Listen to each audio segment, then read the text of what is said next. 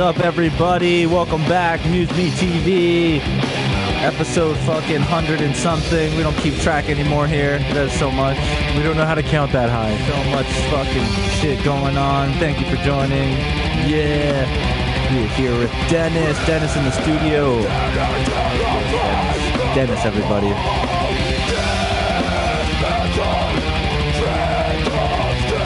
I love this song, dude. It's a great song. Yeah, of course. I wrote it. That thing is amazing. That's a masterpiece in itself, dude. That shit took me. I see. That's the shitty part about it, though, is like I took a long time for that song, like taking bits and pieces, making it, working it how I wanted it to, and then it became good. But then to have the other song like Labyrinth and KTB, which I feel are still really good. Yeah. But those came out on whim and like jamming sessions with Ogie and them too.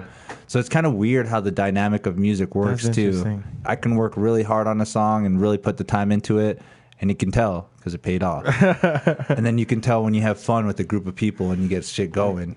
And because, because those other two songs. it's just really that vibing and all that other stuff. But hell yeah, man. Even if you guys don't know this, I've actually played in a band with him a few times. He was probably... I don't want to say he was the first person I ever had a band with, because the first people I ever had a band with was Paul and this guy named Chris Cruz. I remember that. Yeah. I remember that. We played in the lunch. No, see, you're already... Or was that... Oh, yeah. Okay, never mind. That's before. I'm not trying to catch you in lies, Dennis. No, I was talking about... Remember when we did the performances at lunch and you had that dude... what's his name? Everybody called him Hitler. You guys... And then he... Anyways, I don't remember. You really don't remember that? Not that. We had a whole show. I was playing by myself, and then you jumped, like, on the first lunch I played by myself, and then the second lunch you were, hey man, can I come in and play with you on this song? I was like, fuck yeah, you can. And like you did, and then like we just jammed out. Like that was the first time we actually ever jammed out together. Interesting. Yeah, I don't. Again, I barely remember. But the first band I ever got with was with Chris and Paul, and we did the middle school talent show. Because where did you go to middle school at? I wasn't even here. I was all over the place. I was in Los Lunas at that time. It was Los Lunas High School, or the middle school. Yep. So that was a pretty fun experience. But then, not even 2 years later, I ended up playing at Los Lunas High School with this guy. So just goes to show the dynamic of music and all the people you meet because of it. Even though I don't remember, but you tell me all the time that we met on the testing class. Oh yeah, that too. We met at... I don't remember. We had this school testing, and like we were just like tapping our feet, and we were all, "Hey, you're metal, dude." You know what I mean? Yeah. And then he came up and he gave me a guitar magazine. You're like, "You might like to read this." So I was like, "Oh, dude, that's what's up. Thanks." Yeah, it was cool. I don't remember. See.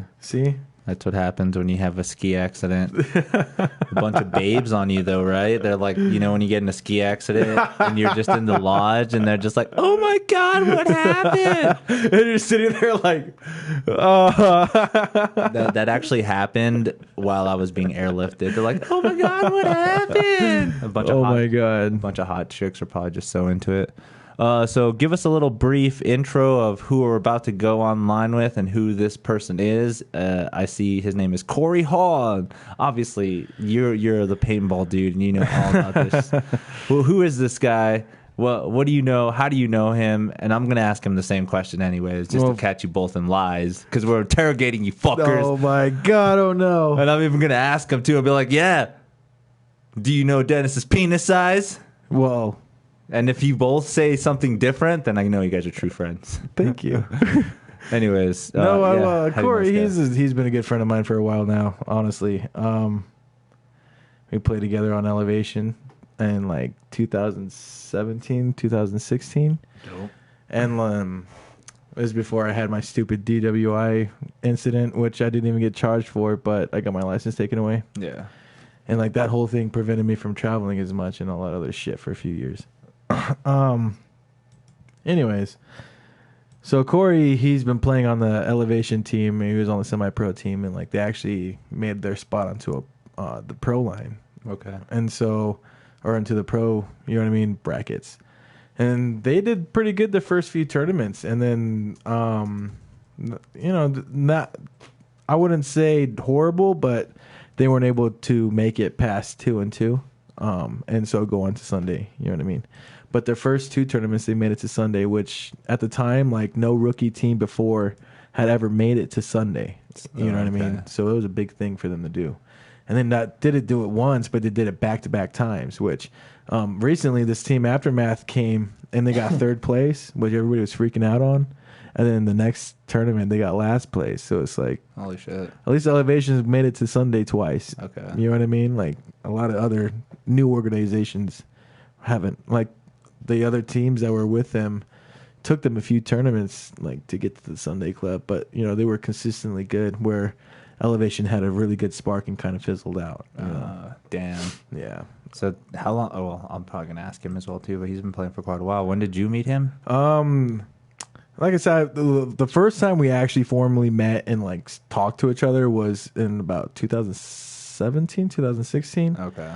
I went to like a Elevation tryout and I played really well and just started playing with them ever since. And like me and Corey kind of just connected like right away. And I was always playing on the same side with him and always not protecting him, but like playing his back player and like helping him move up the field and stuff like that. So, that's how like we grew our relationship. And in fact, there was this time where I went to this Ironman tryout and I just went because I was like, fucking, you know, it's Todd Martinez owns Raza and it was his team. And I was like, or it is his team. Yeah. That he's coaching. I was like, might as well just go have some fun, you know? Dope. And so I showed up and right away he was like, all right, I want you to shoot these guys. And he gave me a list. Like, he just pointed out a few dudes. And he was like, if you can't shoot these guys, don't even think about playing on my team. So I went out there and ruined those fuckers' day. Let's just say that, dude. But for the majority of the day, I didn't even know. But, like, Corey Hall was there. And I was like, what the hell are you doing here? So we started playing together. Like, nice. And we started killing it. Corey actually didn't make the team that time, which I don't know why, because he was, like I said, killing it. But I was playing a little bit better. Yeah. No, I'm just kidding. No. I'll have to bring that up. No, but, which worked out for him because that next season I saw a fire in Corey. Okay. You know what I mean? To like prove motherfuckers wrong. And then they like in semi-pro, he played really good. And then they made it to the pro bracket and like playing in pro with Elevation, he was able to go out and show a really good season, and that's why he was picked up. And a few other players were picked up by, good pro teams because that's what happens to the lower pro guys. Don't. Like the lower pro teams, like, they get picked up to bigger franchises and stuff like that. Yeah. Like sometimes the franchises can't survive that kind of stuff, Yeah, start playing something different. Yeah, so. Anyways, I'm going to get ready and start to call him. Do you want to grab me a Blue Moon in there, bro? Yes, sir. Grab me one of those bad boys, and we're going to go and give Corey Hall a call here, sir. Let's see if he picks up. He's like, yeah, fuck this. All right. I thought it'd be way cooler than this. All right, here we go. We have Corey Hall on the line right now. What's up, man? Hey, how's it going, guys? Yeah, nice to meet you. Say what's up, Dennis. How you doing, Corey? How's it going? Let me get my my headphones in. You do that. No problem. Let us know about the audio as well, too. We're Can still you hear us fine? kind of working on that. Yeah, I can hear you guys perfectly fine. Let me get. Oh, these aren't even the right ones. Hang on. I want to take a shot for you, Corey. Yeah, I'm pretty sure we're coming out of this bad boy.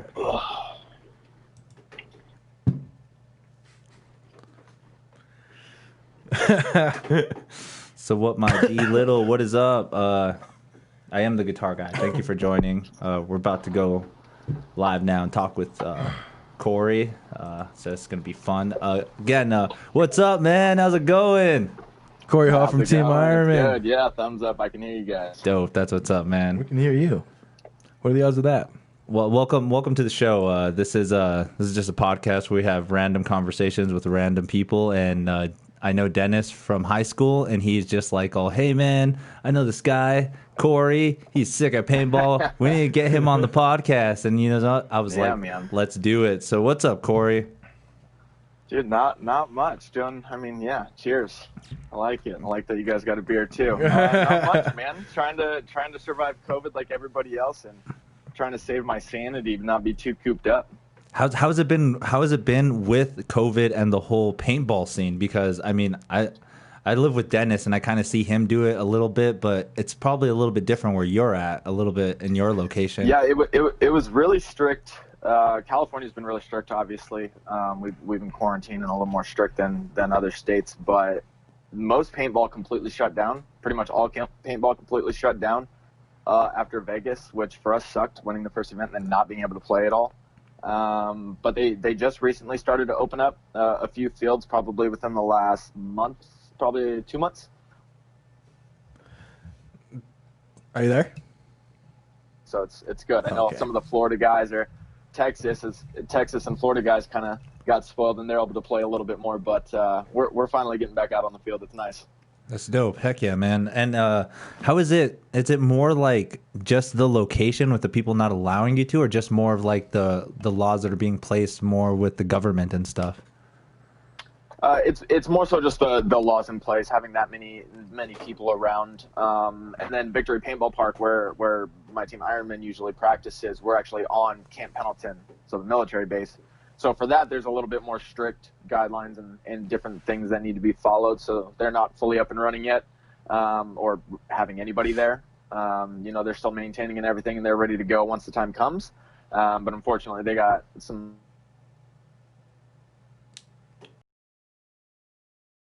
So what's up with that? Oh no, we're having some bad internet connection there, unfortunately. I'm sorry about that. Yep. We'll get him back on. Are There you he there? is. There, There he is. Corey. Can you hear us? I think I'm losing you. Yeah. Same here, dude. See, this is the problem. I can kind of hear you guys. There's no video though. Oh, okay. Well, Well, we're turning off the video anyways. I'll turn it off just so it gets some better quality. There you go. I'm out. So, just to recap, where he practiced Victory Paintball Park, it's on Camp Pendleton. Unfortunately, they do not allow people on the base right now. So, like, unless you're military, you can't get on. Oh, okay. So it's probably like a big screening process and everything too now, since it's barely opening up, right? There is not even. They don't even let you. Camp Pendleton, no. Before there was, but now there's not. Completely. There's not a kind of a screening process. It's more so the only people that can go on are if you're sponsored by a military personnel. So they have to kind of escort you on and say, so and so in this car is with me, and then they can bring you on. Yep. Whoa, that's crazy. Or if you go to there's a visitor center you can also go to, but it takes, depending on when you go, it can take anywhere from 45 minutes to 2 hours or 3 hours to get a pass that's able to go. But even now, I think they're a little more strict with that. And then even the soldiers can't even go like 100 miles past their own base. Dang. So it's kind of crazy, dude. That's intense. Well, I mean, on a lighter Everybody's note, restricted. how long have you been playing paintball? Oh man, 15 years now. Since I was about 15, I would say I think I might have played the first time or knew about paintball or had a gun maybe when I was 14, but I don't think I actually played at all or kind of got into it until I was 15. That's dope. And how was that experience? Like, were you hooked right away? You like, I knew this is what I'm going to do. I knew I'm going to try to get better than everyone else, or was it just like a hobby and then it got more serious? Yeah, for me it was definitely at the beginning. I was definitely drawn to it though. Just I think competitive nature. I've always played sports growing up as a kid, and that was just one more sport that was kind of added to it. And so it definitely kind of slowly took over. It wasn't something that I just went instantly gung-ho into, mainly because of finances. I didn't have money to go every weekend buy a super nice gun, so I kind of bought a used gun. I think I bought a Spider E-Spirit at the time, and would go out once every few months. So how I was buying paint. And it's you don't understand back then, but I thought I had to have like the best paint. So I was going out to this field and buying like $75, $80 case of Ultra Evil to shoot out of my $200 Spider, Dang. which can't handle it. So Yeah, so I was essentially saving up money for paint that I shouldn't have been shooting in the first place. But what I was doing is essentially my school would actually offer free peanut butter and jelly sandwiches if you didn't bring lunch money or you didn't buy lunch. And so I would keep my lunch money and just stash that and then eat peanut butter and jellies all week. And then when the weekend came, I was able to buy a case of paint. There you go. Heck yeah. And started working at the local field, 23 BPS. That was an amazing field. That's the home field for Arizona way back in the day. And started kind of working for them one day and get another case of paint and then play the next day. Nice. You got to do what you got to do. Yes, sir. That's always cool too to think to get into the industry. You kind of just got to do all the stuff that it involves, like not only paintballing but working at the field, learning all the equipment, like getting really into it. That's awesome, man. You know, riffing people, making sure they're safe. Definitely say everybody's journey is definitely different, right? Some people have, they come into it with resources or people or coaches, whatever the case is, and it's true. And some people don't. It just kind of all depends if you continue to have that drive and the support and push through all that. You actually moved out to California for a better chance at this, right? Like you used to live in Phoenix, and then you moved to California because you wanted to play pro. Like that's fucking awesome. Is that where it's at? Yeah, that's where the hot spot's at. How I mean, for me being in Arizona, Elevation, NXC back in the day was always kind of the team to look up to. And when I got on the team, for us in Arizona, that's kind of it. We were the best team in Arizona, which at the time it wasn't saying much. We played D2 and then we moved up into D1, but we weren't doing that well in D1 at the time. But we kind of built on it and pushed, and me moving out to California was definitely for the opportunity to go pro. We have Ironman out here, we have Dynasty, other teams come out here to practice, and whether it was, just going out to the field to try and get noticed or, hitting teams up, I thought coming out here was going to be my best chance to do it. And it was kind of a reality check because I moved out here and started going out to the field. And I would be the only person at the field. I thought I was going to come out and I came up in paintball and hearing about like California paintball. And it's just like, oh, there's a bunch of teams. And, when I was coming up, I went to Raza a couple of times and we came out and visited. And, that's when California was the mecca of paintball. And obviously that's changed to, Texas and East Coast. But yeah, it was just very different. I expected to see a bunch of teams out and there to be pros out at the field that I'd be able to, rub elbows with and talk to and, play. And it was me on an empty field by myself every weekend. Every now and then Dan would hit me up and he would come out, but it was very different. It was not what I expected. And the journey to pro was definitely different and longer than I expected. I wanted to come out and I thought I was going to be able to do my thing and get picked up fairly quickly. And that was not the case, but it was also kind of a reality check on the amount of work and how serious I needed to take it if I wanted to, get to that next step and be where I am now. Nice. And it's all that dedication and hard work. Cause as far as I'm hearing, it's just like, oh man, it's going from, I guess, you did establish a little bit in Arizona, right? You kind of played a little bit there, kind of learned some faces and stuff like that, and then kind of knew where you're transitioning to. Oh, yeah. And then, So, I played out in Arizona for my entire career, pretty much. I've been out in Cali for 5 years now. Okay, so that's a little bit more recent, but you've still been there for a while. Yeah. What was the last major thing that you did or played before the COVID happened, or what were you expecting before the COVID happened? You cut out a little bit. What was I expecting before COVID happened? Yeah, like as far as like the season or in general? Yeah, like what was coming up that you were super prepared for, getting ready to do, and then all of a sudden this hit, and then all of a sudden maybe it was like a little bit of oh, well, we'll put it back for 3 weeks, and then all of a sudden it turns into like a whole 6-month thing. Like, how is that? Yeah, it's just intense. I don't know. Tell me about it. Yeah, it's definitely put a damper on things, man. For us, like I said, we won the first event of this season, and I think nobody expected us to win. Some people expected us to do better, but for us to come out the way we did and pull off the win and and then for it to just come to a complete stop, it kind of sucks, because we were very prepared. You know, we had put a lot of hard work and effort into that event. And then obviously all you want to do is carry that momentum into the next event. You want to go back to practice. You want to get out to the field the next weekend. You want to get back out with the squad, and you want to start putting in effort, especially, you know, the saying always goes, it's hard to get to the top, but it's harder to stay at the top. And I know all of the other, you know, top teams in the league don't think that we necessarily should be there, and they're definitely coming at us harder than they have before. And so that's kind of like a good driving factor at the same time, though. And we were kind of excited about that and excited to take on that challenge and also prove that it wasn't a fluke. And, you know, we deserved to be there, and our hard work paid off. And, you know, the name on the back of your jersey isn't everything. It's the amount of heart and effort that you're going to put into it and buying into a program and everybody being on the same page. Yeah, I want to go into that a little bit too, man, because you guys not only won that tournament, but you guys pretty much dominated everybody you played.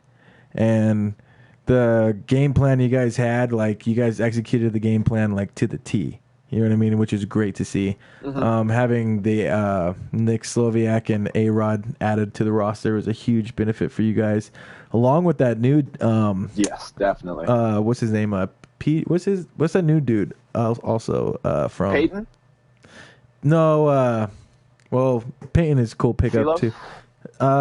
He's the guy from the southern. Gosh darn it, PJ DJ something like that. LJ. LJ, there you go. Yeah, LJ. The snake player. Yeah. Snake player? Yeah. I'm sorry, LJ. Dude. But yeah, he. That man's a beast. He was killing it, and like you were killing on the Doritos side. You know what I mean? Like he came into his true form in Vegas, man. It was awesome to see. It was really Parrish. There you go, LJ Parrish. LJ Parrish. I think that was something that LJ has honestly always been capable of, and has always had the skills and kind of the confidence and know how to do. But before, his biggest kind of thing was always his survivability. You know, he's a rocket and he's small, and he'll be up the field before you even know what the hell happened. You know? But you need somebody behind him. He would die out of those spots, and I think he really, he really found kind of that happy medium to where you kind of saw it at the events, to where he would pull himself back in situations where usually he might just kind of push forward into a situation and either get shot out or get into a bad gun battle. And he definitely played it a lot smarter, a lot more methodical when he needed to. And I think he came out and stunned him, man. It was awesome to see. He's one of the ones that always stays at my house every weekend when we have practice. And so we're kind of always talking about playing and different stuff. And so to see him stunt and come out like that and have an event, it was awesome. Hell yeah, man. I mean, like, and that's always good to see your like, when I was watching you win it, dude, I was like, that's my fucking boy right there, man. Like, I just wanted to go give you a hug, man. Like, nice. Was that event like broadcasted or anything? Yeah, it's you know, like, as far as paintball goes, it's like on Go Sports. Yeah, on Go Sports, and like it's broadcasted like live, and like thousands of people, if not hundreds of thousands of people watch it. Yeah. You know, and like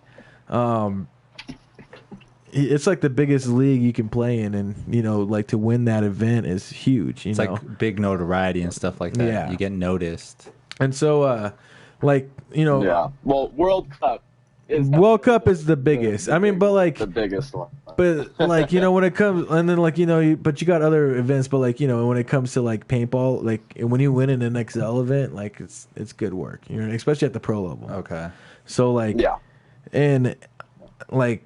As I was saying, like, they were, you know, pretty much not walking over teams, but like you know, the way they were executing their game plan and the way they're like, you guys were executing your breakouts and stuff like that, like, and then setting up those attacks. You know what I mean? Like, beautiful, man, like straight up beautiful. You know, and then how you guys were able to hold off the Russians, and they're like, you know, because like the Russians are very famous. Like, all right, you're up 4 or 5 points, doesn't fucking matter.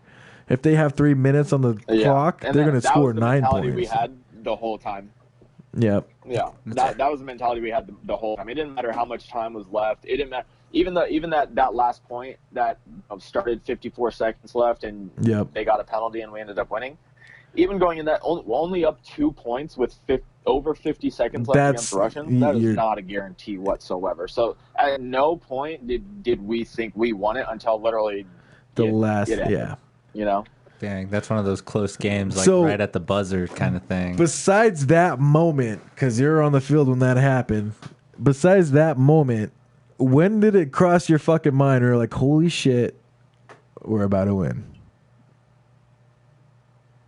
What, like, Never. Until I literally heard it from this because I'm literally still sitting there, even when time's ticking down and I was the last one. I'm sitting there and I'm thinking it through and counting the bodies. I knew Karslov got the penalty and a body came through the middle, and I'm like, okay, that's at least 4.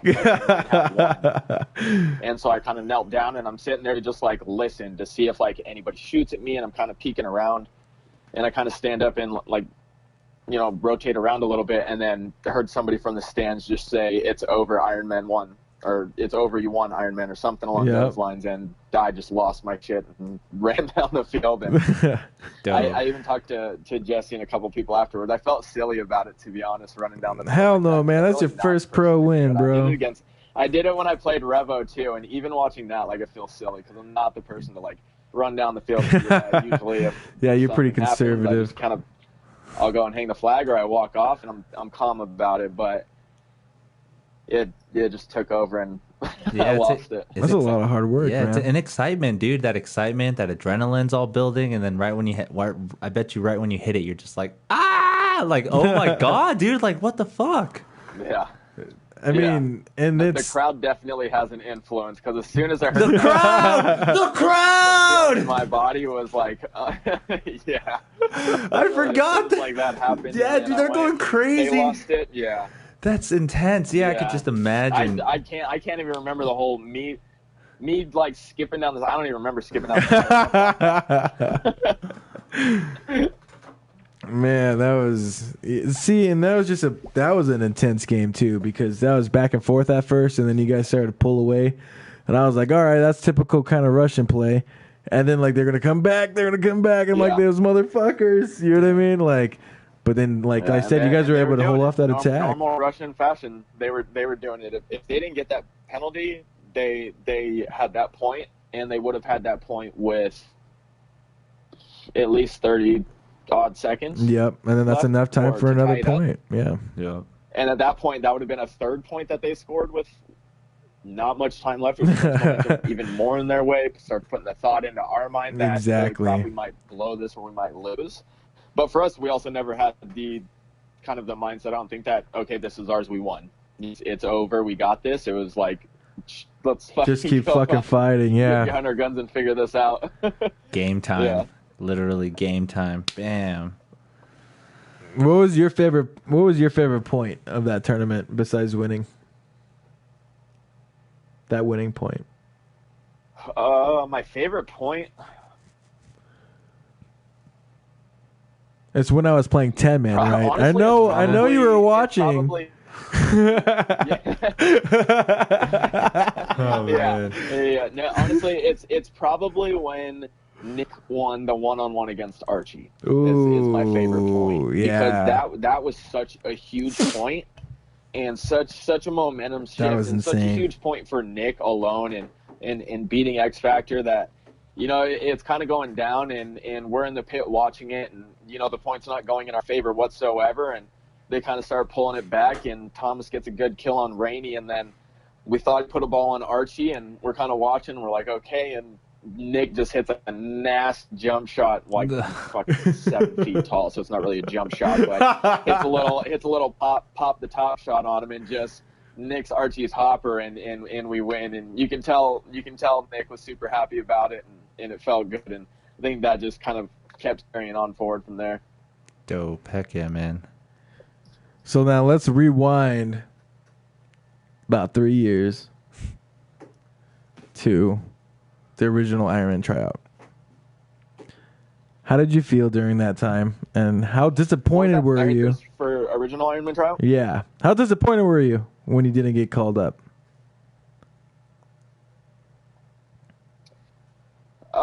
I mean, I was definitely disappointed, because at that time, in my mind, I thought I was good enough to play. I thought I was good enough to compete. I thought I could walk out on the field and I could do damage, and I could be the person that they needed. And tryouts honestly was a wake up call, because you know I did my job. They put me as the 2 on the D side, and I did my job. I communicated, but I didn't do anything to change their mind of who they were already looking at, or change their mind of adding another player. Like for this last tryout, Peyton came in stunted. You know, we didn't necessarily need another player, but for Peyton's talent and his age and what he's capable of now, that kid's going to be a beast. So it's beneficial for us, beneficial for him to snag him now. And, you know, for me, it wasn't the same case. It definitely took some growing and some maturing, to be honest, to kind of push past that and see that, you know, it wasn't for Todd or the Ironman or anything to not pick me up. It was me. I didn't play well enough. I didn't come out and play strong enough to take the spot. And so I took that to heart, and I started practicing, and I started drilling and putting in more work and time. And, you know, like I said before, my pro journey isn't what I thought it was going to be. I thought I was going to come out and get picked up, and, you know, odds may have it, elevation ends up, we get our pro spot that first year, and kind of domino effect, or dominoes fall how they do, and we're here. I am now in Ironman, and we won the first event. So it's kind of crazy, and yeah, it was disappointing at the same time, but you kind of look back, and it got me to where I am now, and I can't complain. Yep. I mean, I hear that, and that's, like I said, it builds character. That kind of stuff builds character. You know what I mean? I thought you played pretty well myself. But you know, we both knew who they were looking at going in there. And you're gonna have to do a lot to change those people's minds about, you know what I mean, picking somebody up, because they were looking for a tall center player, and you know what I mean, like a fast little agile snake guy, you know what I mean, or like just a fast agile attacker, you know. And so unless you can meet that criteria, you know, which, you know, credit to Todd, he gave me the chance to. I mean, people just play a little bit better than you do. And that's just where you learn, you know what I mean? But I still feel like we fucking killed. He says, me and you, man. Dope. I remember it was a fun day. It was a good practice and a fun tryout regardless. We got to play a lot of paintball, so it was fun. It was a good day. It was a good day. Anytime I get to play with you, we don't get to play that often because you're in New Mexico now? Yeah, man. So I'm gonna start coming out to California now. We're gonna see. I went farther. Yeah, I know. What the heck? I wouldn't come out now if I were you. We can't do nothing. Oh, I know. We'll just once everything calms down, you should come out. Definitely. Well, see, and that's the other thing too is like, so you also like, gosh darn it, where was I gonna go? Oh yeah, so the ED, what is it? Like the electric carnival, or you know what I mean? Like the do you still go to like the EDM shows and stuff like that? EDC, and you know what I mean? Like, to be honest, I used to. You know I used to, but I kind of got burnt out on I hear you, dude. We were going a lot, and they're expensive, and especially EDC, I think is just entirely too big for the venue now, being a raceway and it just being a gigantic circle. Yeah, and I man. thought that a few years back, the last time I had gone, and it was just a gigantic fustercluck. May 21 and 23. I just don't want to deal with that anymore. I don't want to be smashed up against each other constantly. And so, yeah, I kind of swore off of it. But now being in quarantine and going nuts, he wants to do it. You're auditing people. 2021. I'm sure once one goes up and everything kind of comes. They already have a date. I'm looking at a date right now. They have a festival? Yeah, they have a date right now for May 21st to the 23rd of 2021, Las Vegas Motor Speedway. Good Lord. Let's go, guys. Let's go, guys. Woo! Vegas. It's Vegas. That is one thing I will not go back to do. I will not go back to EDC, but I'm down to go to a different one. Yeah, I'm man. not going back to the Vegas desert. There's cool little, like... 7 a.m. That's awful. There's cool like beach ones, you know what I mean? The recovery for that is like 2 weeks. Definitely. And then I'm 30 now. I can't be recovering for 2 weeks. We're old men, dude. It's too much. I'm just kidding. Come on. Yeah, come on. I'm gonna come home, sip my beer, relax. Yeah, I hear you. No, I didn't mean to put you on the spot or anything with that question. The reason why I was asking that though is because I have a funny joke that I'm working on. It's like, you're good. The reason, all right, so like, you know, when they canceled EDC, then like people started rioting. You know what I mean? I thought that was pretty funny. Like within like a few weeks, but it's just a joke. I'm working out. Who knows if it goes? Probably won't. I'm putting that away. I'm just putting that away. It's a thought. It's a thought premise. Hey, Corey, so what are you doing right now? Like, what's going on with the whole COVID situation? Like, how you at least kind of keeping up with the practice? Are you kind of like conditioning a little bit? Like, I'm pretty sure paintball kind of puts a workout on you, right? You gotta keep everything going. Yeah, and I mean, it's funny, Marcelo and I were talking about this the other day, because you can go and work out and then and do cardio and whatever, but then you go out and play paintball. And it's just very different, right? Your breathing's different. You're running around. You're diving. You're sliding. You can work out as much as you want, but you can't necessarily prepare for playing paintball like that unless you play paintball every day like the Russians do. That's so true. But that being said, I'm definitely still trying to do something at least at home. I've been trying to hike a lot lately, which has been nice, because my plan this year was to venture out and see and experience more of San Diego. I've been out here for over 5 years and still haven't experienced that much or hiked all that many different places. So that place is so huge to get out too, this though. year and try a bunch of different restaurants and see some different beaches and hikes and go to a bunch of comedy clubs. Go to a bunch of comedy clubs. Real quick. Yeah, dude. Yeah. Well, see, that's the other thing those too. Are open right now. I gotta do a virtual ticket or something. That's so dumb. It's don't do it. Never mind. Just wait till everything reopens. But yeah, experience. Like, have you ever gone to comedy shows and stuff like that? No, not here. Well, I went to one that was at the Paula Casino. I want to say it was Jim Jeffries. Okay. But that was a long time ago. Okay. No, you got to go to the nitty gritty. Like, but no, I've never been to like the local comedy clubs or anything like that. Yeah. I know there's actually some really good ones around here too. Yeah, see, that'd be dope. Man, I've always wanted to go to the West to go check all that shit out, because there's so much good comedy out there, man. Like, that's the place to be for doing what you want to do. That's so crazy to think about that. Like, even for paintball, you went out there. I mean, it's a huge leap. I mean, and then like, so, and that's the other thing too. So, where is your favorite city to go to for paintball tournaments? Favorite city, go. 5 seconds. You're taking too long. Oh man, I'm gonna say Chicago. Oh, that's my favorite spot too. It's always fun for us. I love Chicago. Yeah, it's always a fun event. We always end up in downtown Chicago and having a good time, either after the event or you get knocked out, whatever the case is. And it's just it's a good time. It's kind of funny. Every single time I go for an event and tell them like, oh, I'm going to Chicago, and then they're like, oh, where are you really going? And it's never Chicago, right? So it's someplace outside of Chicago, but it's Chicago. So everybody's like, oh, you're on Chirac. Oh, be careful. Da, da, da. I'm like, I'm in like downtown. It's like going to downtown San Diego or downtown Texas. It's like everywhere. Like, they say that Chicago, that's like here. That's like going down It's here. always a good time. Yeah, it's always. I love Chicago. Yeah. And like the only bad part of Chicago is literally like a 3, 4, 5 block area. You know what I mean? Like, it's for the most part, it's really good. It's really fun. They have great freaking food there. Yeah. Like, you know what I mean? It's like a little taste of New York City without going to New York City and dealing with like millions and millions and millions of people. That's cool. I don't know if Chicago people would appreciate what you It's like, man, but don't eat the pizza at Chicago. I think they might fight you for that. Let's do it. Let's do it.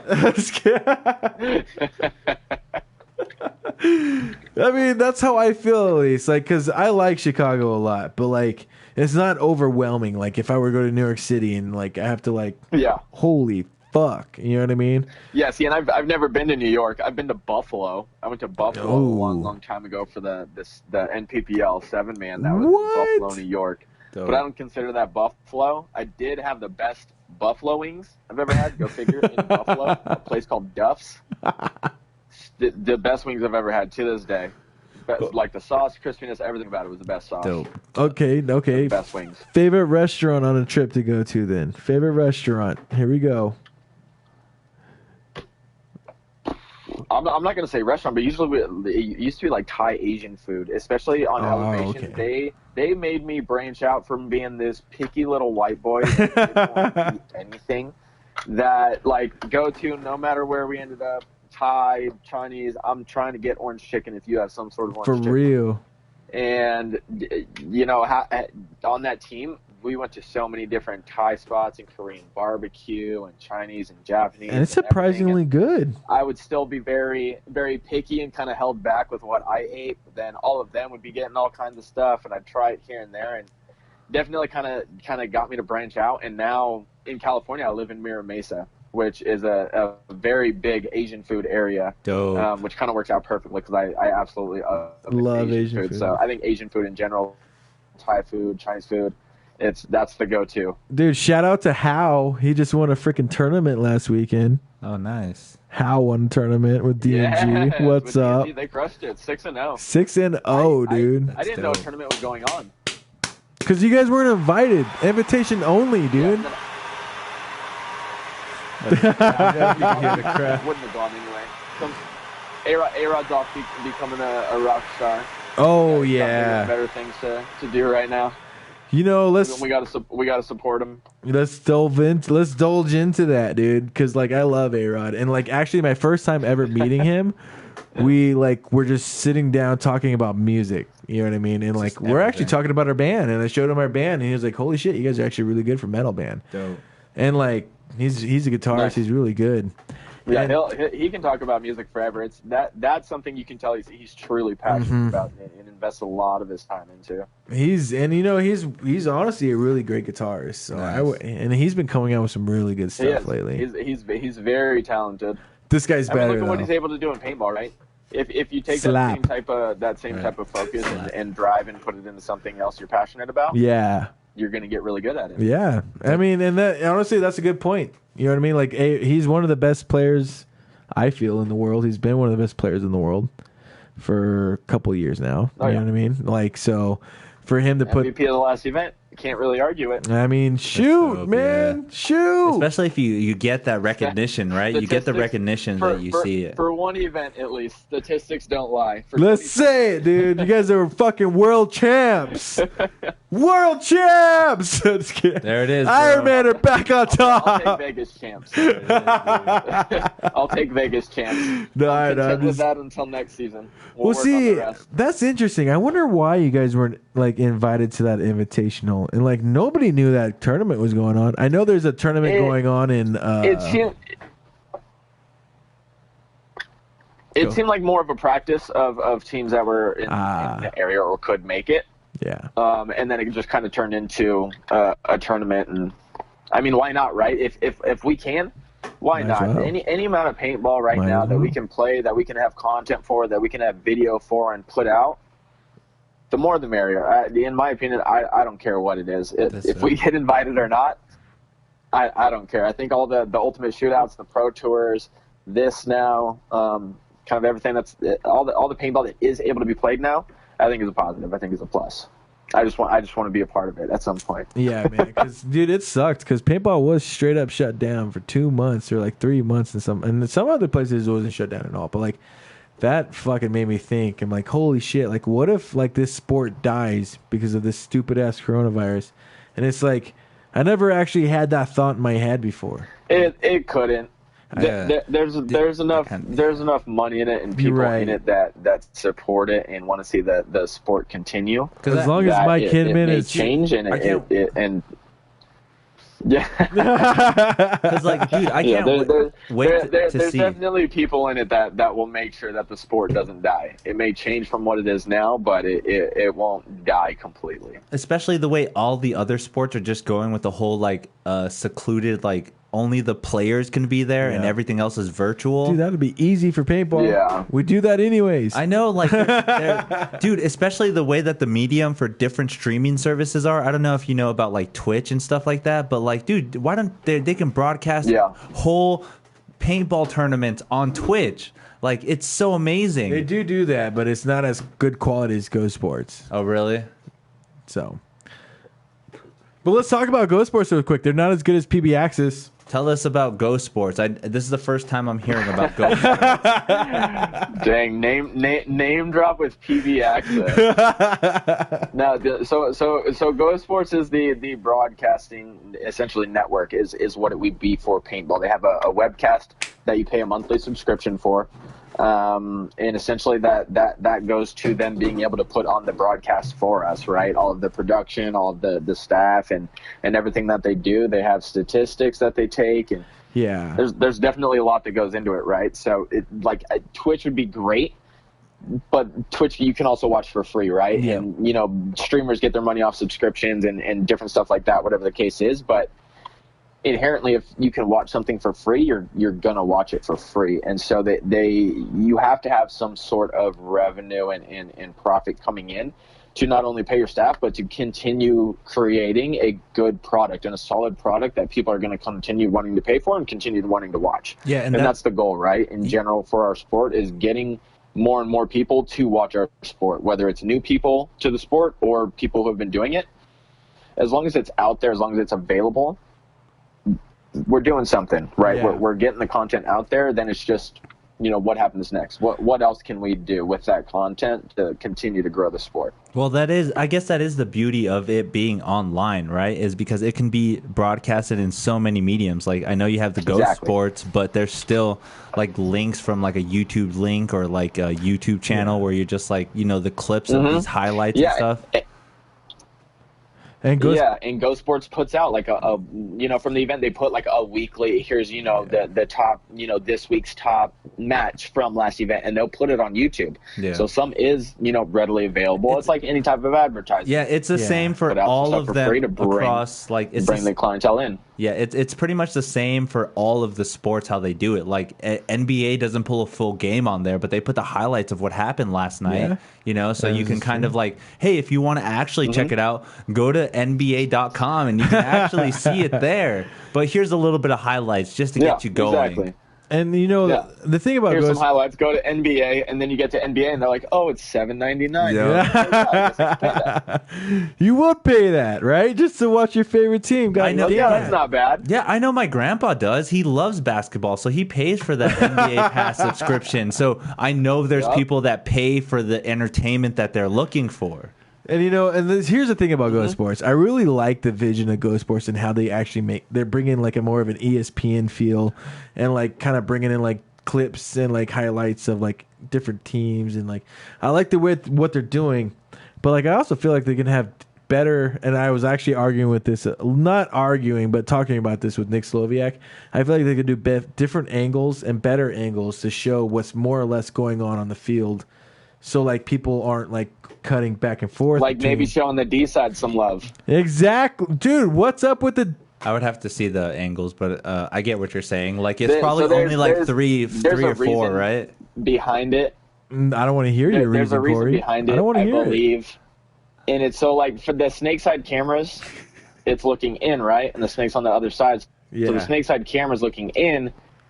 When you're seeing the other side of the field, you're seeing the stands. Right? So it looks good. You see the stands on the other side. So if you're putting out footage of the event and you're looking from the snake side this way, snake side's immediate, and then you see the other side, you can see the stands full. It looks good. If you switch it around from the Dorito side it looks and empty. Look at the other way, it's not as appealing. Like, yes, to us players, it's great, right? And obviously, I want some video love. I want to be able to go back and see, and I want my family and friends to be able to watch me play. Well, then you know what we need? But stands on both sides. If they actually come to the event and sit in the stands, you could see me. Hey, you know what? I was there for you, dude. Don't you start that. But I get what you're saying, though. To be honest, like, yeah, I mean, and any video is good video, and it kind of helps me be sneaky over there anyway. Yeah. People don't always know what I'm doing. Exactly. So you know what they need? They need people with cameras in the middle of the field just laying down and like...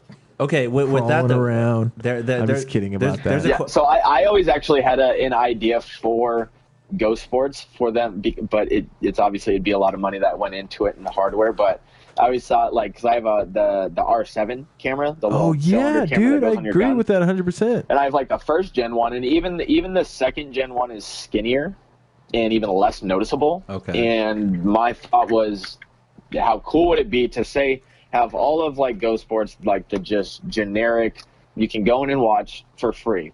And then if you wanted the premium package, right? Everything's about premium snaps, whatever. You want the premium package, you pay for that. And then each pro player has a camera on their gun. And if you pay for the premium package, you can actually go through and change between players. I like that idea. And choose the camera of the pro player that you want to watch, and you can see out exactly what they're seeing and what they're shooting. Dude, I have a better idea than what you have. You can side and see from a gap, or you can go to the specific person. Okay. I have an idea. There's a lot that goes into that. I have an idea, dude. You know what? Because you just threw out your idea. I'll throw out my idea for free. For fucking free, dude. So, you know what we need? I went to a NASCAR race one time, and, like, you can buy these headphone things where you can listen in to, like, the teams and, like, listen into the drivers talking to each other, right? Well, we need to... Oh, yeah. That'd be cool. Listening to the pits or something? Yeah. And, like, here's the thing. Is we need to grow kind of with the times a little bit, right? Why is it such a bad thing now to have, like, let's say Todd Martinez he's the only one that has a microphone, and these are very, like, this is a closed circuit, like, you know what I mean, communication system, right? So, and then it's only between the 5 people who are on the field and the coach, right? So he can, like, not whisper, but talk to you guys a little bit, but, like, he can't tell you what, in a sense, like, the positions are, in a sense. Anyways. So, I like the idea. So essentially it's the same exact thing as you think about NFL, right? The coach has, his mic, and then the quarterback has one, and then the captain of the defense. And then they get cut off after a certain piece. And communicate. And then at 10 seconds or 5 seconds, whatever the case is, it's something specific for the NFL, but all communication gets cut off, and then they're going. But see, right? Essentially, we have that. Now, what happens is we don't have the money or technology to do it, to provide it to teams, so we just scream at each other. Exactly. But see, what would be tight is, like, you got to improvise. If you had that, and then, like, it just cuts off your earpiece, but it keeps your mic on, so you can listen then to your favorite teams talking to each other. You know what I mean?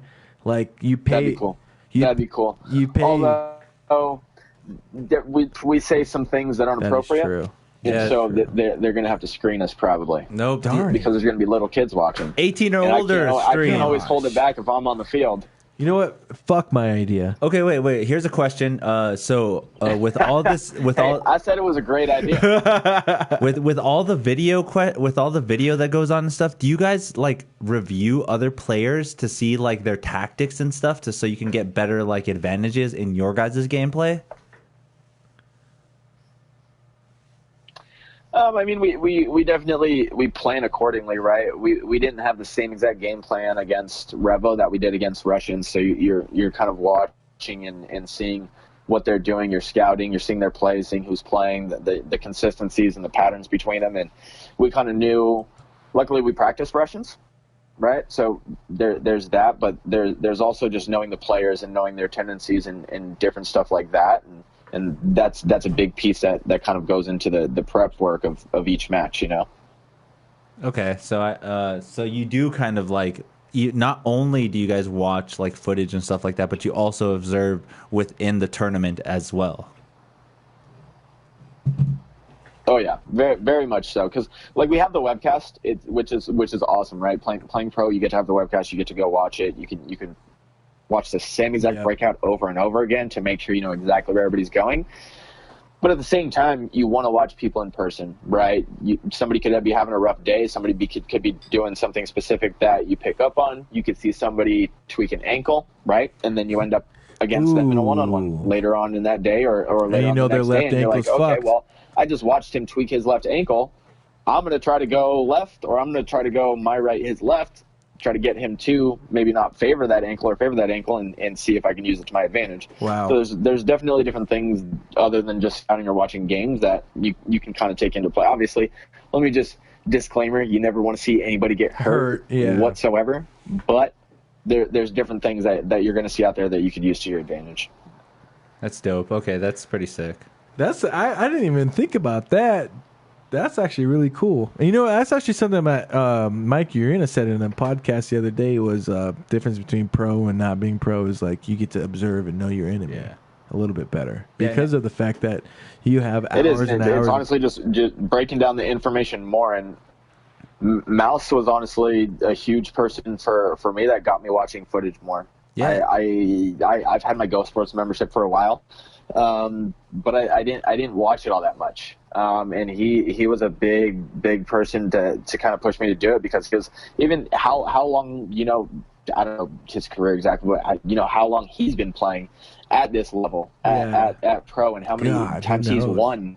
It's and to still have that drive and that just that hunger of be wanting best. to watch it. You could ask. Not even just I remember we were at practice one day. We were just at Camp Pendleton, and he literally goes, somebody brought up, they're like, oh, do you remember when this player did this and they got in a fight and then this happened? And he goes, oh yeah, that was Chicago. Oh wait, these two teams at the fifth point. Da, da, da. And I was just like, what just happened? Like it was literally like Rain Man for paintball, like history for points and stuff. And he just dropped it. I was like, I want to be that level. Like I want to be able to go back and like know what's going on. And so started watching more film. Yep.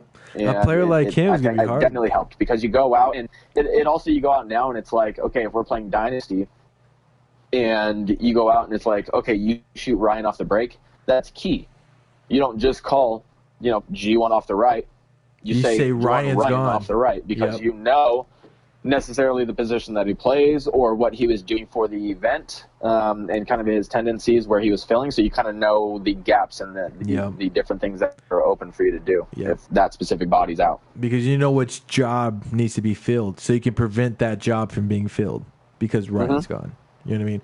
And like, yep, exactly. Or take advantage of that job not being filled. Dope.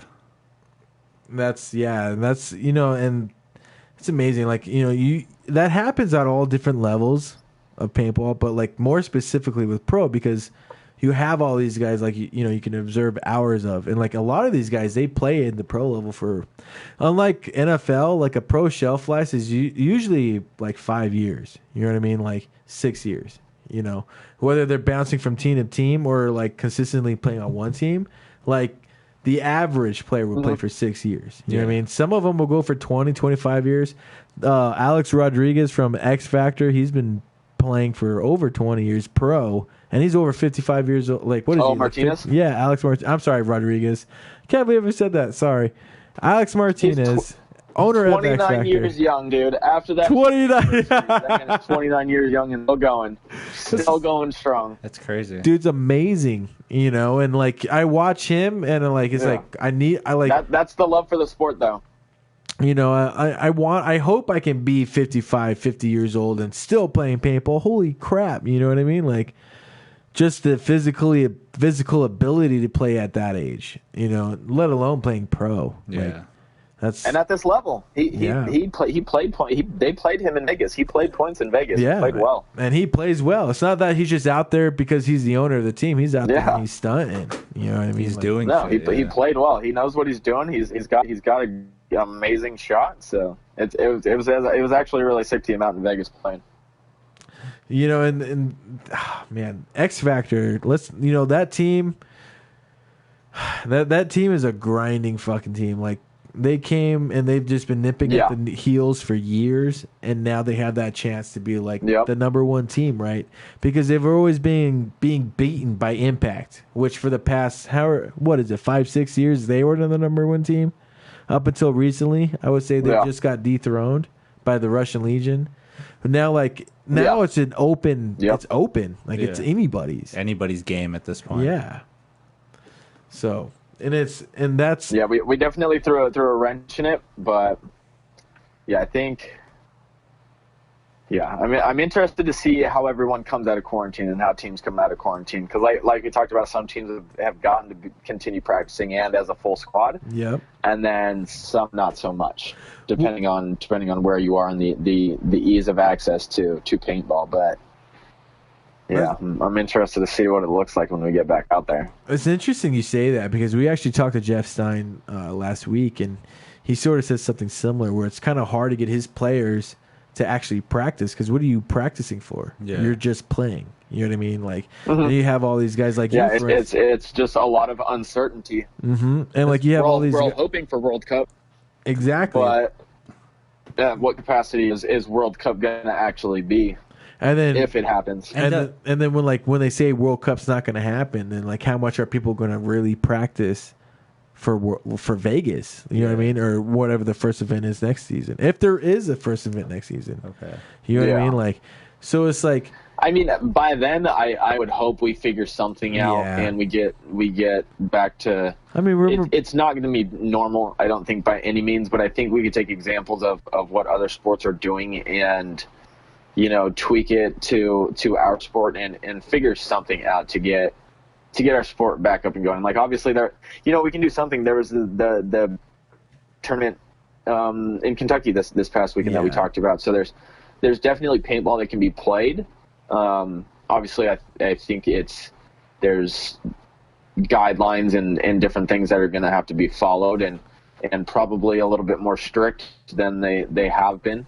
But I could see World Cup happening. I hope it does for paintball's sake and for all of my fellow paintballers. But if not, I think we're playing next season for sure. I don't see it hopefully lasting that long. Knock on wood. But yeah, even if Cup doesn't happen, we're playing next season for sure. But I hope Cup happens. Fingers crossed. So I know that you're probably, I don't know a little bit too much about you. I don't know if you're a conspiracy theorist or not. But if they come out with a vaccine within the next 2 to 3 months and it says everything's cured, are you going to take it? No, I'm not. Whoa. Okay. So what if that actually means you can play faster or sooner? Like everything gets rolling faster if everybody just does this. Why you gotta put up on that? Why you gotta do that? It's questionable. Well, you know what came to my mind when you were saying that? Remember the Smart Parts tournament? That $1 million tournament or whatever, where it was just like those teams in that like a little. Let's do that, dude. That's what we can do. It's just those teams right there. The Smart Naughty Dogs played. Yeah, and they won it, and the Naughty Dogs didn't even get paid because the Dynasty was supposed to win it. Oh shit! Damn. Little conspiracy theory and paintball for you right there. They see, so that's there you go. That's questionable. That's just a question that's been on my mind for a bunch of people that are going back into this. Is like some people are so anxious to be doing things. Well, what if they do come up with something? Are you that anxious? That is a good question. I mean, it's like Corey Hall. You get a letter from Dye Industries. Corey Hall, you must take this COVID vaccine to stay on Ironman. What will you do? I'm under contract to play paintball. There you go. Good answer. All right, so here's another question. So I know for the longest time you've been wanting to play for the Shield, right? That's no question.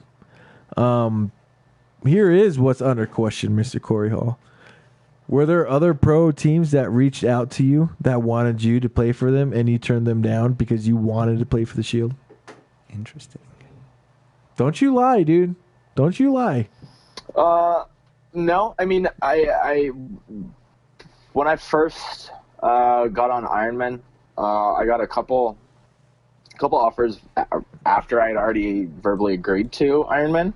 From a few teams, but I had already been talking to Todd for a little bit. Agreed then, but I mean, I haven't talked to anybody since. See, that's awesome. I mean, technically, the season's not even over. That's awesome, dude. Because Todd, hopefully we're still playing paintball. Hopefully we're still playing another event this season with a shield on my chest. I really am hoping. Wait, oh no! Don't say that. What happens after this year? Your contract's after this year, right? Or is it next year? I mean, technically. It's 2-year contracts? Is that true? I have no idea what's going to happen. I just want to play another event this season. What? They're going to keep you. I feel like... Would you ask? like when you play for the Ironman, you only get 2-year contracts, right, at a time, or is it longer? Yeah, I mean that's their kind of standard. I think that's known. But obviously each player is able to kind of talk to them and negotiate and that's good. Make their own deal. So I don't know what everybody else's is. See, and that's kind of crazy. It's so crazy. But like, what's funny about that is like they're one of the top organizations, but like there's not a lot of teams that are on the pro level that make you sign a contract like at that like extent, right? Where you have to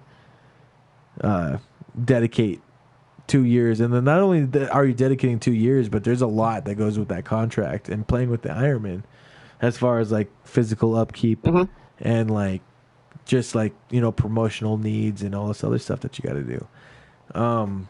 For instance, if you were to play with New York Extreme, you know what I mean? I'm sure their requirements aren't as much as if you were going to play for the Ironman. Which, I don't know. Have you met them? I love those guys. I love those guys. They might have some different requirements, but they might be some hefty requirements too. And it is. They go out there and you go out there and you grind. You're required to wear leopard print underwear to every practice. Yeah. You're required to have an accent. And you got to lose to Revo every fucking tournament. That must suck, dude. You're required to wear Tim's. Tim's, you gotta talk like this every fucking time you get the chance. Every time, boy. Then you gotta just chep. Tell it like it is. Chief. And another requirement for NYX, you gotta give Hennessy shit for not playing Snake again. Jesus. I gotta give Paul Kraft Jr. All right, here's the thing though, is all those guys came out to the Ironman tryout, and those are the guys Todd told me to give them a bad day. And I just looked at Corey. I was like, all right, we're going to give these motherfuckers a bad day, dude. And, like, we sent a few of those guys home crying. I'm not going to name who was crying, but some people were crying because they weren't playing as good as they were expecting to play. Yeah. And, like, that's the thing, though. And then, like, we ended up playing against Mutiny, too, which was a lot of fun. That's when Mutiny, like, it was, like, the first practice getting back together. Okay, that's when the hype was up and stuff. And that was insane, dude. Remember that? The Mutiny guys just screaming at each other, fucking just, like, absurdly for no reason, like screaming at each other. That's normal with those guys, but I love it, man. I love practicing them. They're a team that plays with a lot of emotion, and they ride on it and they let it out. But I love it, man. Yeah. They get. I mean, we play them every event. We practice them every event because.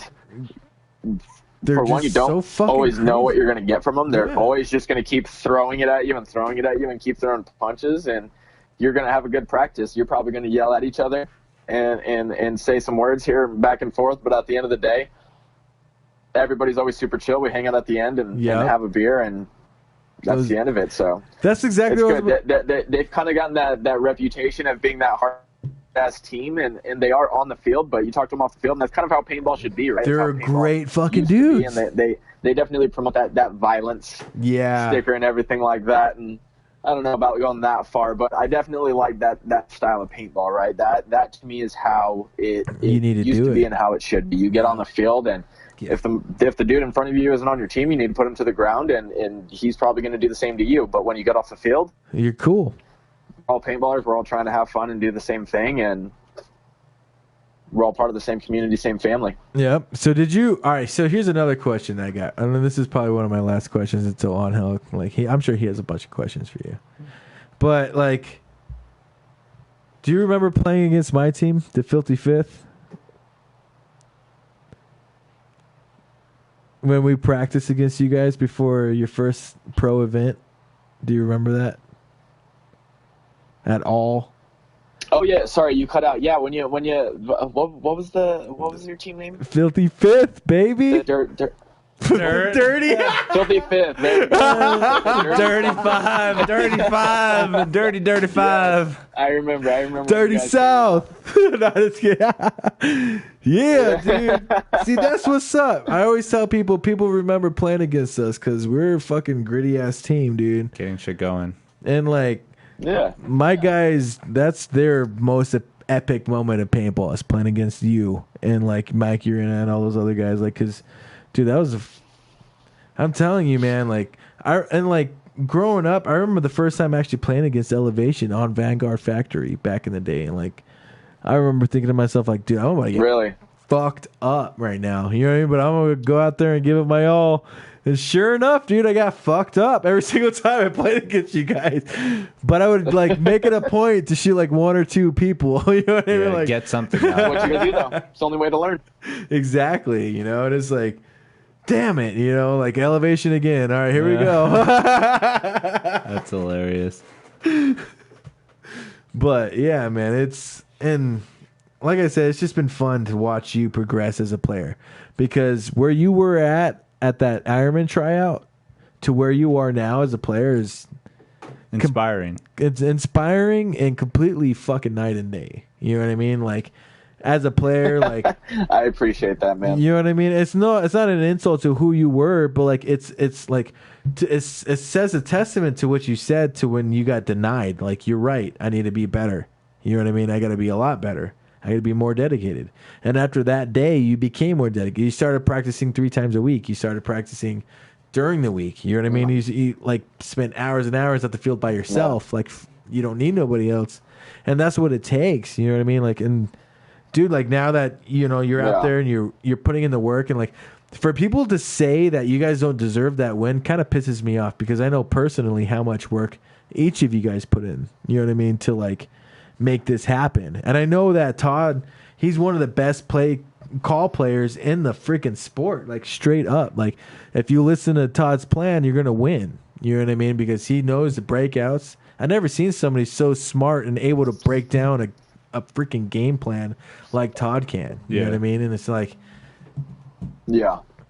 I mean, he's been around it for so long and done it at such a high level and been coaching at such a high level that it's like, it's just a wealth of knowledge. That he loves basketball, he loves other sports, so he brings a lot of other sports analogies into his game plans and kind of teaching us and pushing us to be better. And I think just all of that adds up. And I mean, you can kind of tell the difference going into this event, just the feeling of it. In last season, there was a lot of kind of pushback and disagreement in regards to the game plan. And I think this event and coming into this season, I think there was never a disagreement. Yep. There was more so conversation back and forth. But there was multiple times last season where we would get done with a meeting and it was just like, we are not on the same page. Exactly. And, all right, we're going to see what happens tomorrow. And this event, these practices, it was not like that. We were on the same page. If we wanted to try something, we tried. If it didn't work, we talked about it. And it was just constantly from the start of practice to the last point of the tournament. There was just always this nice little conversation going of what was happening, what wasn't happening, what different people needed or what we saw, and it just kind of kept developing, and our game plan got better and better, I think. And that's what's awesome to watch. You know what I mean? It's like people believing in their coach and believing in the system, like you said. And when you believe in the system and you don't doubt, like, things come together. You know what I mean? Like, and you'd be amazed how like quick things together. You know, and that's why I think like having Nick Sloviak and like having A-Rod, and like somebody like LJ Parrish, who's like he's a great player but never had that opportunity to be a great player. You know what I mean? Like, that's what's good about bringing in like these sort of like, well, Nick Sloviak's been around for the game for a while, but him and Todd see eye to eye a lot. You know what I mean? So like, and then A-Rod, he just goes out there and right. But you got to think about it this way. And somebody made a really good point of it. Every single person on our team going into this event or going into the season had a chip on their shoulder. Yep. For one reason or another, right? Yep. So Nick's big thing is, Nick is an amazing player, right? He's consistent. Every time he goes in, he shoots bodies. He communicates. He's alive. But if you look back, he didn't get that much playing time. And just that, there's other people on the team that got more playing time. And he came to our team this season, and he got the playing time he deserved, and it showed, and he executed, man. I mean, he had a great event, and to kind of watch it unfold and to be a part of it and to be on his team when it happened, it was great. And then you look at A-Rod. A-Rod kind of got some shit because of, his off season, where he was going, what team he was going to, whatever the case was, or, whatever kind of drama there was. But for him, he came to a team of a bunch of younger, hungry guys, and him and I had some conversations before, he came to the team, and he asked me honestly, like, what's the vibe? What's everybody's level of commitment? How does everybody feel? And I said, everybody here wants it. Everybody here is practicing during the week. We're working out during the week. We're drilling. We're talking to each other. And, when we get out to practice, we're on top of it. If we're going to be there, we're playing. We're going to get there first, and we're going to be the last ones to leave. And at the end of all of our points, when people are done, we're going to drill. We're going to do some things that we either want to solidify or we want to work on. And it showed. I mean, going into Vegas, we were always the first ones there, and we were the last ones to leave. And a big thing that we practiced on was that break shot. And I think we shot more people off the break than anybody the entire event. And then we just played a lot, and it was just situational stuff. And I think we got to play so much and so many different types of paintball because we played the Russians, we played Mutiny. We played 3 or 4 different teams. We played Aftermath, I think, too. And it just gave us a lot of different looks. And then, I don't think practicing the Russians beforehand hurt us going into that match, because we knew what they were kind of doing in practice that was effective, and we noticed that they were doing that in the tournament. They started to do that during the event as well, and going to it, we were lucky enough that first point went our way. A-Rod made a great play, and then we were able to build up. And that cushion is what saved us, because you kind of see them figure out our game plan of what we're doing and start picking us apart. Yeah. But we made a good enough cushion, and we created a good enough cushion there that we got lucky enough, and we were able to kind of hold it out until the time was out. But it kind of all came full circle there. Heck yeah, man. So with closing notes, what are you expecting here coming up in the near future? Like, what's Corey looking forward to? What's going to happen here now? Man, paintball at this point, I hope, in some way, shape, or form. As long as there's paintball going on, I'll the European series gets going. I want to get out there for those. Yes, sir. There's the Australian series, the Asia series. I don't know what's going on with those, but I'd like to get out of them at some point. I got the Mexico series going on. Those are always fun, getting out to the MXLs, Arturo's League, and playing with the Mexico City Titans. Yeah. So for me, I just hope paintball comes back. I hope true tournament paintball comes back. I know there's some regionals and different stuff like that. I think I'm guesting for a WCPPL tournament. The next one coming up, hopefully. We'll see if it happens and if I'm able to. But for me, I just hope paintball is here, man. Other than that, I'm playing golf. Hopefully getting better at golf so I can stop getting so frustrated. But I doubt that'll ever happen because it's golf. Dude, I would never be able to play golf. It's that practice and dedication. Getting better at it. No, thank you. All you got to do is bring his 12 pack out and drive the golf cart. Hey. Golden. And you'll have fun, right? That's not a bad idea. Corey, with that being said, where would you like any of my fans or anybody on my anybody that's listening right now, where would they like to find you? Anything you want to promote, anything you want to throw out there, any shout outs or anything like that before we let you go? Yeah, I'll start off just giving a huge shout out to Dye, obviously, as our main sponsor on Ironman. So a big shout out to them, always taking care of us. Shout out to Dye, GI for giving us paint. Shout out to Weapons, Todd Soft Goods Company. Shout out to New Balance, giving us cleats. I got trainers, I got slides, taking care of me during the pandemic. I also got golf shoes on top of it. And then Transfuse, which has been amazing with how hot it's being in California. And going golfing all the time. Been drinking a lot of Transfuse. So if you guys check that out, you can use code CHALL33 at checkout for a 10% discount. And if you want to follow me or hit me up for any clinics or drill sessions or any questions in general, I'm always happy to help out. My Instagram is at Hall of Crey. It's HALLOFCREY. Heck yeah, man. So we're going to have you out here in Albuquerque soon enough for you to have a... what is that? What are those things called that you just called? Those things? I'm just kidding. No, a clinic, dude. Come on, man. No, that'd be great to have a Corey Hall clinic, honestly, out here in Albuquerque and just have you come out here and enjoy some authentic New Mexican Let me know, food. man. Yeah, get We'll you get me out live. there. Live in the studio, man. You know, That'd we be actually- awesome. Yes. Yeah, There we dude. go. There we go. Get you here live, have an actual interview with Mr. MuseMe TV. You know It'll what be fun, I mean? man. Like, It'll be cool. and you know, like I had Nick Sloviak actually out here not a couple years ago, and hopefully we're going to have him. He'll probably be the last person we have on the show while we're doing like like a webcam interview. But he was out here a couple years ago, and he really enjoyed himself. It'd be cool to have both of you guys come out here together. You know what I mean? And I don't know if you know this or not, but Todd Martinez. Yeah, I don't know if you know this or not, but Todd Martinez actually, his family is from New Mexico, and like he has. I have family in New Mexico. There you go. Everything just comes together. Everything just comes together now, dude. They're probably right down the street. We're probably friends. We are probably friends. How's it going in the halls? Probably. It's great talking to you, my brother. Honestly, I'll see you soon, hopefully. Yeah, you too, man. And congratulations on your win again. Appreciate it. Hell yeah. Good time. Appreciate you, man. Thank you for coming on, guys. Thank you, guys. I appreciate it. Peace. Yeah, I'll talk to you guys soon. Yes, sir. Peace. There you go. That was Corey Hall, everybody.